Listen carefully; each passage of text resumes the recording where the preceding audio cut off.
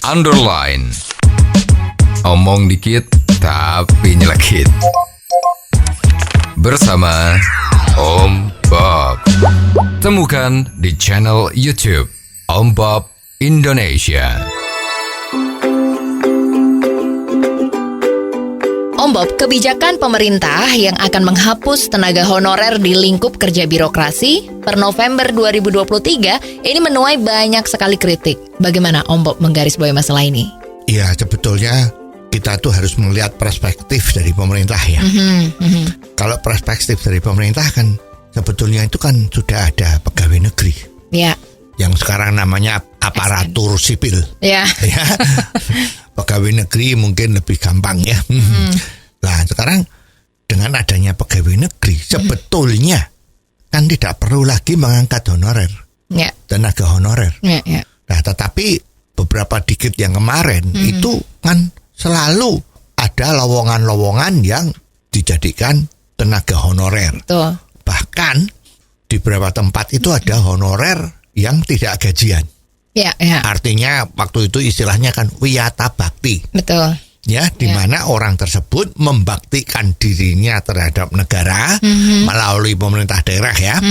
Itu dengan harapan tapi nanti kalau ada pengangkatan pegawai baru dia bisa katut. Ya. Jadi ini nasib-nasiban ya. Jadi memang ada yang baru jadi honorer 3 tahun bisa diangkat. Ya.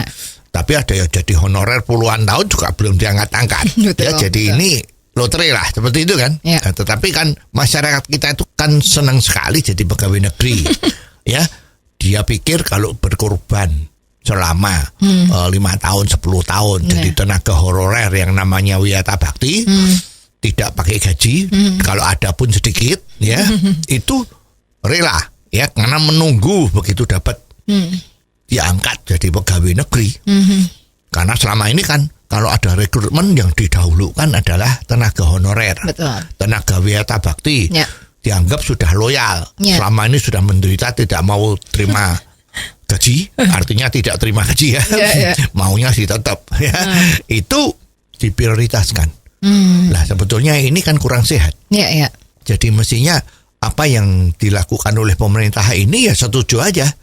Karena kemarin memang terbukti kalau memang mau rekrutmen tenaga honorer itu juga harus melakukan ujian. Betul. Yang namanya ujian kompetensi. Ya, jadi sebetulnya ini ya mau tidak mau ya ini risiko dari orang yang udah memilih jadi honorer.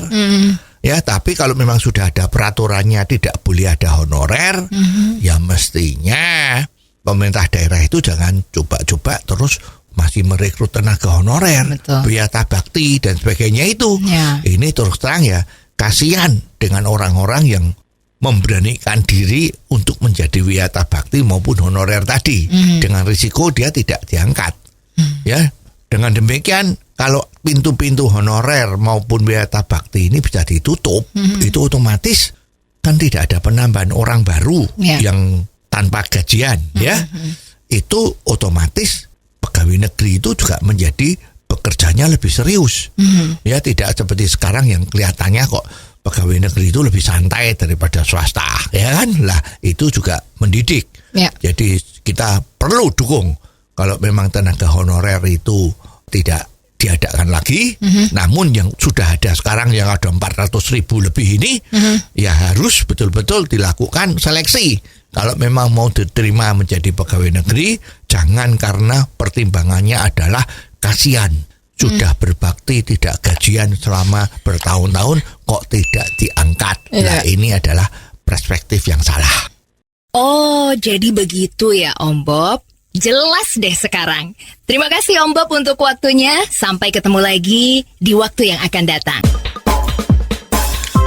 Underline. Omong dikit tapi nyelekit. Bersama Om